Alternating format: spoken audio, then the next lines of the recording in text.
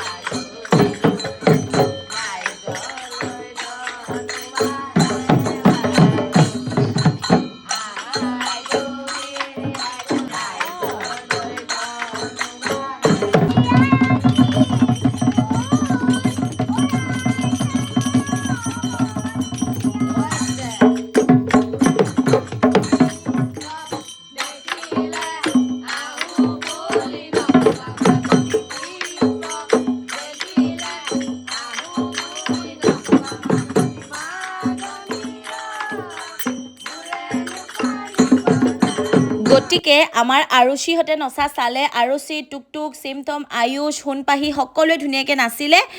ঢোল বজালে আৰু দুটামান অকণমানিৰ নাম নাজানো পিছে হ'লেও ধুনীয়াকৈ গাইছে বজাইছে আৰু সেয়া হৰাই এবাৰ দিব নোৱাৰোঁ আপোনালোকে গম পাইছে চাগে কিয় নোৱাৰিছোঁ সেইকাৰণে